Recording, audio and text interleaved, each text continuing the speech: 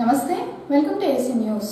త్వరలో జరగనున్న పట్టభద్రుల ఎమ్మెల్సీ ఎన్నికల్లో కూటమి అభ్యర్థిని భారీ మెజార్టీతో గెలిపించుకోవాల్సిన అవసరం కూటమి నాయకులపై ఉందని విద్యుత్ శాఖ మంత్రి గొట్టిపాటి రవికుమార్ అన్నారు. పట్టభద్రుల ఎమ్మెల్సీ ఎన్నికల నేపథ్యంలో తాడేపల్లిగూడెం, తణుకులో మంత్రి రవికుమార్ సమీక్షా సమావేశాన్ని నిర్వహించారు. ఈ సందర్భంగా ఆయన మాట్లాడుతూ, గత 5 సంవత్సరాల్లో జగన్మోహన్ రెడ్డి ఒక్క మంచి పని చేయలేదని, ఉపాధ్యాయులకు బార్లు, బాత్రూముల దగ్గర కూర్చోపెట్టి పరువు తీశారని, ప్రతి నెల ఎన్డీఏ కూటమి ప్రభుత్వం అధికారంలోకి వచ్చిన తరువాత 64 లక్షల మందికి 33,000 కోట్ల రూపాయల పెన్షన్ పంపిణీ చేయడం జరిగిందన్నారు. గడిచిన 7 నెలల్లో జరిగిన అభివృద్ధిని ఓటర్లకు వివరించాలన్నారు. జగన్ ట్రాప్లో ఎవరు పడవద్దని, దైవ సమానులైన గురువులను అవమానించిన జగన్కు ఉపాధ్యాయులు మరోసారి బుద్ధి చెప్పాలని మంత్రి రవికుమార్ పేర్కొన్నారు. చాలా మంది ఏం చెప్తారంటే మీ వాడి మీరు వేసుకోండి, రెండో ఓటు కదా మాకు ఏమని అడుగుతారు. రెండో ఓటు అనేది మాకు టచ్ చేసామంటే మన ప్రమాదంలో అది మాత్రం చాలా జాగ్రత్తగా పెట్టుకోవాలి, చాలా సీరియస్ తీసుకోండి. ఓటు వేసే విధానం కూడా సింగిల్ లైన్, మనం డైరెక్ట్ టైప్ చేయండి. మనం ఎక్కడైతే బూత్ లెవెల్ దగ్గర మన ఓటు తీసుకెళ్ళి నమూనా బ్యాలెన్స్ దాని మీద ఎలా వేస్తామో ఒకసారి వేసి తర్వాత వాళ్ళు పంపించాలి. అది కంపల్సరీగా తీసుకోండి. ఎందుకంటే లాస్ట్ టైం ఎమ్మెల్యేలు ఓటేసినప్పుడు కూడా 1-2 మిస్టేక్ తప్పేయడం, లేకపోతే వేసిన ఓటుని డౌట్ వచ్చి మళ్ళీ ఇవ్వడం కానీ దాని మీద అప్డేట్ కానీ ఏదైనా చేస్తే మళ్ళీ ఆ ఓటుని చెప్పేసారు. అది ఓటు పరిగణలో అయిపోయింది. అందుకని చెప్పి ఎన్ని ఓటు చాలా జాగ్రత్త తీసుకోవాలి. ఎవ్రీ ఓటు ఇంపార్టెంట్ ఓటు చాలా జాగ్రత్త తీసుకోవాలి. తిరిగేటప్పుడు మనం పబ్లిక్ ఓటర్స్ ని కలిసేటప్పుడు ఎక్కడన్నా వాటర్ లెవెల్లో కానీ ఎక్కడన్నా ఫీల్డ్ లెవెల్లో ఏమైనా ఇబ్బందులు ఉన్నాయా, లేకపోతే ఏం చెప్తున్నారు వాళ్ళు, ఎట్లా అని ఏదైనా సమస్యలు ఉంటే అక్కడ మీకు ఏమైనా అనుభవాలు ఉంటే చెప్తే దాని ప్రకారం మనం కరెక్ట్ చేసి ఏమైనా చెప్పాలంటే దాన్ని నేను చెప్పు. ఇప్పుడు పొద్దున మేము తాడేపల్లిగూడెంలో దాదాపు గంటసేపు రివ్యూ చేసాం అందరితో. అక్కడ కింద వాటర్ లెవెల్లో ఓటర్స్ దగ్గర నుంచి వచ్చే రిప్రజెంటేషన్ అన్ని కూడా మా దృష్టికి తీసుకొస్తే అక్కడ డౌట్స్ ఏమంటే మా తెలిసి ఉంటే మేము చెప్పాము. మా తెలియదు నుండి ఇమీడియట్ పార్టీ ఆఫీస్కి ఫోన్ చేసి కనుక్కొని ఇమీడియట్ గా చెప్పని చెప్పాము. అట్లా ఏదైనా మీకు కింద ఓటర్స్ దగ్గరికి వెళ్ళినప్పుడు ఏదైనా సమస్య ఉంటే అది మా దృష్టికి తీసుకొస్తే అది చెప్తాము. ప్లస్ మనం వెళ్ళేటప్పుడు గ్రామాల్లో మనం తిరిగేటప్పుడు మన ఓటర్ వేసేటప్పుడు మనకి లోపలే వాళ్ళు పెన్సిల్ ఇస్తారు. పెన్ గవర్నమెంట్ అయిపోతారు. దాంతో మాత్రమే ఓటేయాలి. మన జేబులో పెన్సిల్ ఎక్కువ వెళ్ళిపోతే తర్వాత మనమే అలవాటు గమకం తీసుకెళ్ళి వేస్తామన్నమాట. అందుకని బయట ఉన్న వాళ్ళు మన జేబులో పెన్ కానీ ఏదైనా ఉన్నా సరే అది తీసేసి రావాలి. ఇవన్నీ మనం ఖచ్చితంగా మనం ఇప్పుడు ఇచ్చే దాన్ని అందరూ, ఎందుకంటే మనకు అన్ని తెలిసి కూడా ఒకసారి తప్పులు చేస్తున్నాం. ఆ పొరపాటు జరిగితే ఓటర్ అందరూ కష్టపడి తీసుకొచ్చి ఎన్ని రోజులు మనం క్యాంపెయిన్ చేసి అంత ఓటర్లు తీసుకొచ్చి పెట్టి ఓటు దగ్గర పొరపాటు ఓటు వేసుకుంటాం. ఎందుకంటే మనం రెగ్యులర్ జనరల్ ఎలక్షన్కి ఈ ఎలక్షన్ చాలా కారణం కాకుండా ఇది డిఫరెంట్ టైప్ ఆఫ్ ఎలక్షన్ కనుక చాలా జాగ్రత్త తీసుకొని చేయాలి. అది మాత్రం ఈ జాగ్రత్త మొత్తం తీసుకోవాలి. అవి అందరూ మనం 50 మందికి ఒక లీడర్లు తిరుగుతా ఉన్నాం కాబట్టి అతను ఇన్ఛార్జిగా ఉన్నాడు కాబట్టి 50 మంది అతను తీసుకోవాల్సిన జాగ్రత్తలన్నీ కూడా ఉంటుంది. బాలికల ఆత్మరక్షణకు కరాటీ ఎంతగానో ఉపయోగపడుతుందని అద్దంకిలో మొట్టమొదటిసారి నిర్వహించిన జాతీయ స్థాయి కరాటీ పోటీలకు విశేష స్పందన రావడం సంతోషంగా ఉందని కరాటీ అసోసియేషన్ చీఫ్ రాంబాబు అన్నారు. అద్దంకి పట్టణంలోని స్థానిక గీతా మందిర్లో ఆదివారం జాతీయ స్థాయి కరాటీ పోటీలను ఏర్పాటు చేయగా ఆంధ్రప్రదేశ్, తెలంగాణ రాష్ట్రాల నుంచి 500 మంది పైగా విద్యార్థులు పోటీల్లో పాల్గొని వారి ప్రతిభను కనబరిచారు. కరాటీ పోటీల్లో గెలుపొందిన విద్యార్థులకు షీల్డ్తో పాటు సర్టిఫికెట్స్ అందజేసి బహుమతులు ఇచ్చారు. తను పుట్టిన ఊరికి మంచి పేరు తీసుకొని రావాలన్న లక్ష్యంతో గత 40 సంవత్సరాల నుంచి రాష్ట్రంలో వివిధ ప్రాంతాల్లో రాష్ట్ర స్థాయిలో కరాటీ పోటీలు నిర్వహించారని, మొదటిసారిగా అద్దంకిలో జాతీయ స్థాయి కరాటీ పోటీలు ఏర్పాటు చేశారని, సహకరించిన ప్రతి ఒక్కరికి రాంబాబు ధన్యవాదాలు చెప్పారు.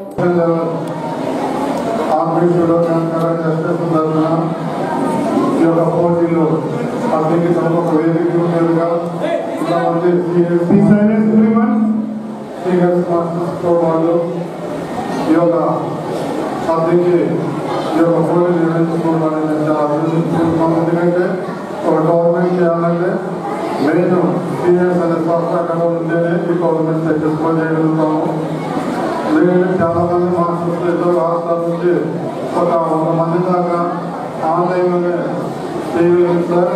ఎందుకంటే ఇతర రాష్ట్రాలకు రావడం చాలా పిల్లలకి తక్కువ ఫారం అవుతుంది కాబట్టి ఆన్లైన్ కటాస్ కావచ్చు, తుమ్మిడి కావచ్చు, మేము లిస్ట్ ప్లాట్ఫామ్ మనం సెలెక్ట్ చేసి పంపించాలని చెప్పడం జరిగింది. సరే, మన తెలంగాణ సుమారు 40 మంది మాకు వేదిక మీద రావడం చాలా అభినందిస్తున్నాను. మరి నాతో పాటు సీనియర్స్ మాస్టర్స్ మరియు రవి మాస్టర్ గారు వాస్తవ మిత్రులలో వారి దగ్గర శిక్షణ పొందాము. మరి అదే వేదిక మీద లక్ష్మి గారు ఈ వేదిక మీద రావడం చాలా అభినందిస్తున్నాం. Thank you madam. మరి అంతేకాకుండా ఈ యొక్క గవర్నమెంట్కి ఆ మిత్రుడైన వెంకటరత్న గారి సపోర్టు దీంట్లో గత 20 సంవత్సరాల కింద సుమారు 60 గవర్నమెంట్ చేస్తున్నాం. స్టేట్ లెవెల్లో కావచ్చు, జాతీయ స్థాయిలో చేయలేదు. స్టేట్ లెవెల్ ఎక్కువగా గవర్నమెంట్స్ గుంటూరు స్టేడియంలో కావచ్చు, నర్సాబాద్ స్టేడియంలో ఎక్కువగా పోటీ నిర్వహిస్తున్నాం ప్రతి ఇయర్. కానీ ఈ సంవత్సరం మనం అభివృద్ధిలో జాతీయ స్థాయిలో పోటీలు నిర్వహించాలనే భావంతో మేము నిర్ణయం తీసుకోవడం జరిగింది. పేరు వచ్చిన మాస్టర్స్ మరి అదేవిధంగా పేరెంట్స్కి మరి ఈ టౌన్లో పోటీ నిర్వహించాలంటే మీడియా వారు మాకు పూర్తి సహకారాలు అందించారు. ముందుగా మీ అందరికీ అభినందనలు. ఎందుకంటే ఇప్పుడు సెలవు నిబంధనలు ఈ రోజుల్లో ఎంతో అవసరం. ఆ అవసరం మీరు తెలుసుకొని మీరు ఈ కరాటే ప్రాక్టీస్ చేస్తూ ఈ నేషనల్ కాంపిటీషన్స్కి, ఛాంపియన్షిప్ కాంపిటీషన్స్కి కరాటే మాస్టర్ గారు కూడా వెలుగు రావాల్సింది కోరుతున్నాం సార్. మీరు చక్కగా ఈ నేషనల్ కాంపిటీషన్స్కి వచ్చి మీ పేరెంట్స్ సహకారంతో ఇంకా వచ్చినందుకు మీ అందరికీ అభినందనలు. మీకోసం రాంబాబు నాయుడు గారు ఎక్కువ ప్రైజులు ఏర్పాటు చేశారు. ఎందుకంటే అందరికీ ప్రోత్సహించాలి, గేమ్ బాగా నేర్చుకోవాలి, ఈ సెల్ఫ్ డిఫెన్స్ బాగా నేర్చుకోవాలి. లైఫ్లో ఇందాక లక్ష్మణ్ గారు చెప్పినట్టు మీకు సెల్ఫ్ కాన్ఫిడెన్స్ ఉండాలి అంటే సెల్ఫ్ డిఫెన్స్ తెలిసి ఉండాలి. సెల్ఫ్ డిఫెన్స్ తెలుసుకుంటే సెల్ఫ్ కాన్ఫిడెన్స్ వస్తుంది. మనం లైఫ్లో డెవలప్ అవ్వాలి అంటే కాన్ఫిడెన్స్ అనేది చాలా ముఖ్యం. కాన్ఫిడెన్స్ ఉన్నప్పుడే మీరు ఏ పని చేయగలుగుతారు. కాబట్టి మీరు ఈ సెల్ఫ్ డిఫెన్స్ బాగా ప్రాక్టీస్ చేసి ఇందులో మంచి ఇంకా హై పొజిషన్స్కి వెళ్ళి మంచి ప్రైజులు మీరందరూ ప్రైజులు సంపాదించాలని కోరుకుంటూ ఈ అవకాశం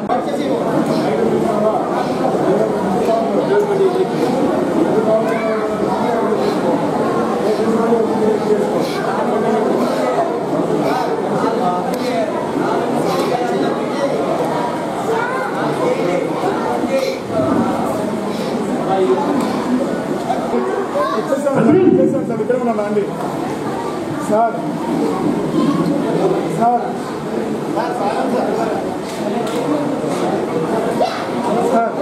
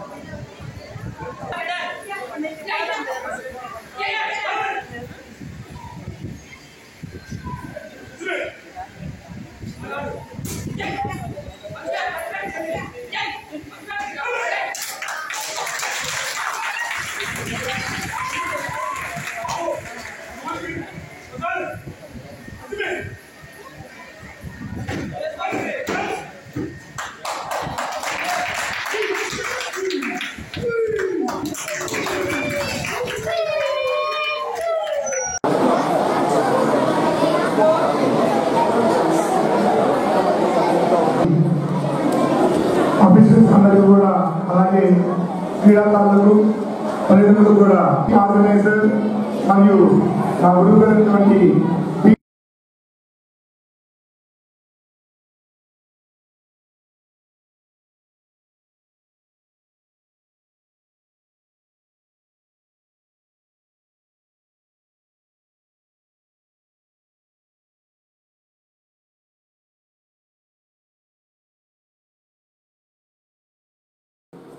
మాలలు ఆర్థికంగా ఎదగాలని, దీనికి ఏకైక మార్గం ప్రతి ఒక్కరూ చదువుకోవాల్సిన అవసరం ఉందని రాష్ట్ర మాల కార్పొరేషన్ చైర్మన్ విజయ్ కుమార్ అన్నారు. అద్దంకి పట్టణంలోని స్థానిక అంబేద్కర్ భవనంలో ఆదివారం మాల మహానాడు మాల ఉద్యోగుల సంఘ ఆధ్వర్యంలో సమావేశాన్ని ఏర్పాటు చేయగా రాష్ట్ర మాల కార్పొరేషన్ చైర్మన్ విజయ్ కుమార్ మాట్లాడారు. ఎన్డీఏ కూటమి ప్రభుత్వం మాల కార్పొరేషన్ ద్వారా అందజేస్తున్న సబ్సిడీ రుణాలు దీర్ఘకాలిక లక్ష్యాలను దృష్టిలో పెట్టుకుని వినియోగించుకోవాలన్నారు. కేవలం సబ్సిడీ చూసుకోకుండా ఆ రుణం ద్వారా కుటుంబ ఆర్థిక స్వయం స్వలంబన సాధించాలన్నారు. మాల సోదరులకు, మాల ఉద్యోగులకు తను ఎప్పుడు అండగా ఉంటారని, ఏ సమస్య వచ్చినా వెంటనే తన దృష్టికి తీసుకురావాలన్నారు. మాలల ఐక్యతతో అభివృద్ధి అనేది సాధించుకోవాలని తెలిపారు. ఆర్థికంగా రాష్ట్ర ఆర్థిక వ్యవస్థలో భాగం కావడానికి, ఆర్థికంగా ఒక మెట్టు పైకెక్కడానికి ఏ విధమైనటువంటి కార్యకలాపాలను చేపట్టాలో అవన్నీ కూడా కార్పొరేషన్ నుంచి చేయడానికి ఖచ్చితంగా చర్యలు తీసుకుంటాం. ప్రభుత్వానికి ప్రపోజల్స్ పంపించి, ఎందుకంటే కార్పొరేషన్ ఏర్పడిన నాటి నుంచి ఇప్పటి వరకు గొర్రెలు బర్రెలు చిన్న చిన్న బంకులు ఏవో ఇచ్చేసి ఉపాధి పొందందని చెప్పేటువంటి మోసధోరణ అనేది కార్పొరేషన్లో ఉంది. మేము వచ్చిన తర్వాత చూస్తే 1974లో ఏర్పడిన కార్పొరేషన్ ఇప్పటి వరకు దాదాపు 5,557 కోట్ల రూపాయలని ఎస్సీల స్వయం ఉపాధి రుణాల కోసం మాత్రమే ఇచ్చింది. సబ్సిడీ రుణాలు దాదాపు 39 లక్షల కుటుంబాలకి వాటి ద్వారా బెనిఫిట్ అయిందని చెప్పి రికార్డ్స్ చెప్తుంది. ఇన్ని వేల కోట్లు ఇన్ని లక్షల కుటుంబాలకు బెనిఫిట్ అయినప్పుడు ఎస్సీలు, ముఖ్యంగా మాలలు ఆర్థికంగా ఎందుకు వెనకబడి ఉన్నారనేది మనం అర్థం చేసుకోవాలి. అంటే సరిపోవట్లేదు. ప్రస్తుతం ఉన్నటువంటి ప్లాన్స్ కానీ, ప్రస్తుతం వస్తున్నటువంటి పథకాలు జాతికి సరిపోవడం లేదనేది అడుగుతుంటే అది దీర్ఘకాలిక లక్ష్యాలను దృష్టిలో పెట్టుకొని జరగట్లేదు అనేది నా ప్రైమరీ అండర్స్టాండింగ్, నా ప్రాథమిక అవగాహన. ఈరోజు సంక్షేమం మీద ₹1 ఖర్చు పెడితే భవిష్యత్తులో అది ఆ బెనిఫిషియరీ ఎవరైతే ఉన్నారో, ఆ లబ్ధిదారుడు ఎవరైతే ఉన్నారో వాళ్ళకి ఒక ₹10 సంపాదించి పెట్టేదిలా ఉండాలి. ఏడాదికి ఏడాది దాని నుంచి మనం లబ్ధి పొందుతూనే ఉండాలి తప్పిస్తే ఒక ఏడాది సబ్సిడీ పడగానే అది సెక్యూరిటీగా మారిపోతుంది. ప్రభుత్వాలు చెప్తే మేము 5,000 కోట్ల రూపాయలు మీకోసం ఖర్చు పెట్టాం, ఇంకెంత ఖర్చు పెట్టాలని అడిగినప్పుడు నా దగ్గర సమాధానం లేకపోతే, సమాధానం ఉండదు పక్కన పెడితే ఆర్థికంగా జాతి కూడా వెనకబడి ఉంటుంది.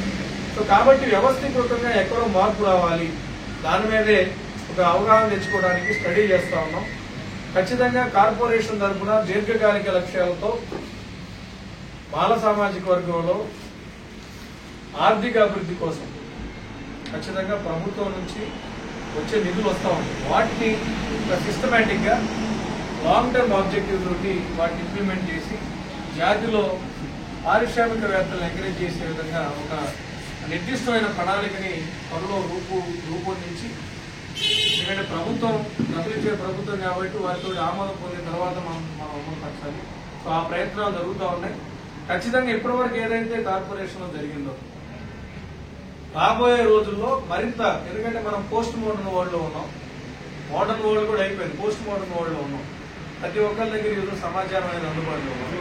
అలాంటి పరిస్థితుల్లో మళ్ళీ 50 ఏళ్ల క్రితం ఇచ్చేటువంటి యూనిట్స్ మళ్ళీ మనం ఇచ్చేస్తే ఈ రోజున్న అవసరాలకి అవి ఉపయోగపడకపోవచ్చు, ఈ రోజున్న మార్కెట్ అవసరాలకి అవి పోటీ పడకపోవచ్చు.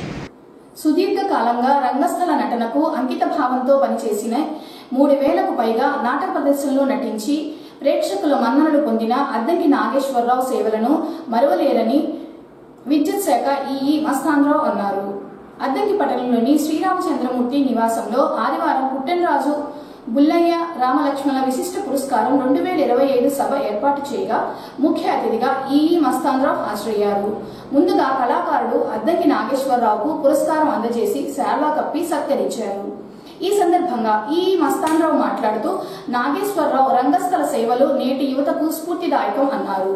వారి ప్రతిభకు ఈ పురస్కారం గౌరవ సూచకమని, తన్నీరు నాగేశ్వరరావు నాటకాలు చూస్తూ ఉంటే ఎంతో అద్భుతంగా ఉంటాయని, నాగేశ్వరరావు 3000 నాటక ప్రదర్శన ఇవ్వడం అనేది సామాన్య విషయం కాదని ఈ మస్తాన్రావు పేర్కొన్నారు. ఆయన పాడినటువంటి పద్యాలు విన్ని ఉండలేదు అనిపిస్తుంది, బట్ విన్నాను. అంటే ప్రత్యక్షంగా కాకపోయినా సరే వినడం జరిగింది. పదే పేరు బాగా పాపులంటే మాది ఇక్కడ అద్దంకి మండలం పేరాయపాలెం గ్రామం. అందువలన వీరంతా కూడా ఆ పద్యాలు పాడటం అనేటువంటిది కానీ కూడా వినటం జరిగింది. అట్లాగే గత 20 సంవత్సరాల కిందట నాకు పరిచయం అయ్యారు. అప్పట్లో నేను ఇక్కడ అద్దంకిలో ఒక 4 సంవత్సరాలు ఏడీగా పనిచేశాను విద్యుత్ శాఖలో. అప్పుడు వీరు పరిచయం అనేది జరిగింది. ఎందుకంటే అప్పట్లో గ్రామాల్లో అంతా కూడా కళ దీని మీద ఈ నాటకాల మీద విపరీతమైనటువంటి ఆసక్తి ఉండేది ప్రతి ఒక్కరికి. ఇప్పుడు ప్రాంతాలు తగ్గుతున్నాయి కానీ అప్పట్లో విపరీతమైనటువంటి ఆసక్తి. అందరం తీసుకొచ్చి సత్కారం చేశారు కదా, నాకు కూడా ఇక్కడ ఒక సత్కారం దొరికితే బాగుంటుందని ఆశించానండి నేను. ఎందుకంటే గట్టి ట్రస్ట్ ఇది. మరి నేను మహాసముద్రంలో ఉన్న ఇసుకలో చిన్ని రేణు అంతటి.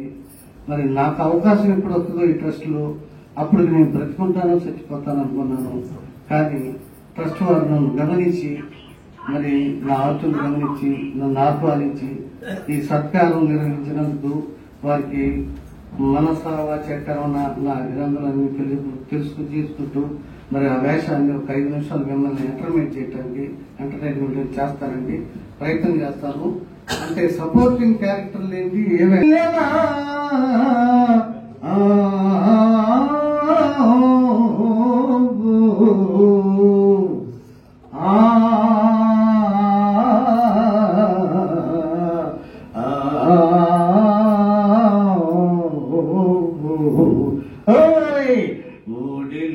ఓడిల్లిపోతున్నది సిల్లెల, ఓడిల్లిపోతున్నది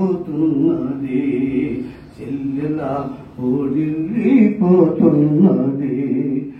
కష్టాలు కన్నీళ్లు కలిబిలేములు లేని, కష్టాలు కన్నీళ్లు కలిబిలేములు లేని కమనైనా పడవా సాయిదేవుని పడవా, కమనైనా పడవా సాయిదేవుని పడవ, ఓడెళ్ళిపోతున్నది చెల్లెల, ఓడెళ్ళిపోతున్నది. హైలెస్సా హైలో హైలెస్సా, హైలెస్సా హైలో హైలెస్సా. ప్రతిబింబించే భక్త పల్నాడు యుద్ధం, రుద్రమదేవి, ఝాన్సీ లక్ష్మీబాయి వంటి నాటకాలు ప్రఖ్యాతిగాంచాయి. భక్తి నాటకాలు భక్తి రసాన్ని ప్రధానాంశంగా తీసుకొని అన్నమయ్య, భక్తరామదాసు, త్యాగయ్య వంటి మహనీయుల జీవితాలను ప్రదర్శించే నాటకాలు ప్రజాదారుణుంది. జానపద నాటకాలు గ్రామీణ జీవన శైలిని ప్రతిబింబించే బాలనాగమ్మ, కనకదాగ వంటి నాటకాలు జనంలోకి విస్తృతంగా వ్యాపించాయి. సాంఘిక నాటకాలు సమాజంలోని అసమానతల కట్టుబాట్లను ప్రశ్నిస్తూ కన్యాశుల్కం, మాలపిల్ల, చింతామణి వంటి నాటకాలు రచించబడ్డాయి. తెలుగు నాటకరంగం ఎంత వైభవితంగా అభివృద్ధి చెందిందంటే 19వ శతాబ్దం గురజాడ అప్పారావు రచించిన కన్యాశుల్కం నాటకం సామాజిక స్పృహ కలిగిన నాటకంగా నిలిచింది. నాటక ప్రదర్శనలు రాత్రి పొద్దుపోయే వరకు సాగేవి. పద్యాలు పాడటం, రంగస్థల అలంకరణ, నేపథ్య సంగీతం, నటీనటుల అభినయం ప్రేక్షకులను ఉర్రూతొలగించేది. సురభి నాటక రంగం, సురభి నాటక కుటుంబం తెలుగు నాటక రంగానికి ఒక మహత్తర సంపద. ఈ కుటుంబ సభ్యులంతా కలిసి తరతరాలుగా నాటక ప్రదర్శనలు ఇస్తూ నాటక రంగాన్ని సజీవంగా ఉంచారు. వీరి సెట్టింగ్లు వీరి నాటకాల సెట్టింగ్లు, గ్రాఫిక్స్, ప్రత్యేక టెక్నికల్ ఎఫెక్ట్స్ పరమ అద్భుతంగా ఉండేవి. ఇవాళ చాలా మార్పులు వచ్చినాయి, చాలా సవాళ్లు ఎదుర్కొంటున్నాయి. సినిమాలు, టెలివిజన్, డిజిటల్ మీడియా అభివృద్ధితో ఈ నాటక రంగం కొంతగా వెరబడింది. అయితే నాటకోత్సవాలు, పోటీలు ప్రభుత్వం ప్రోత్సహిస్తే మరి నాటక రంగం మళ్ళీ పుంజుకుంటుంది. విజయవాడ, హైదరాబాద్, విశాఖపట్నం మహానగరాల్లో నాటక ప్రదర్శనలు జరుగుతూ ఉన్నాయి. తెలుగు నాటక రంగం కలిగిన వైభవం వెలకట్టలేని నాటకాలు సమాజాన్ని ప్రతిబింబిస్తూ మార్గనిర్దేశం చేస్తున్నాయి. ప్రభుత్వాలు, కళాభిమానాలు కళాభిమానులు నాటక సంస్థలు కలిసి ఈ కళారూపాన్ని మరింతగా ముందుకు తీసుకెళ్లాలని, నాటకం అనేది జీవితానికి అర్థం వంటిదని, సమాజానికి మార్గదర్శనం చేయడంలో నాటక రంగం తన విశిష్టత చాటుతుందని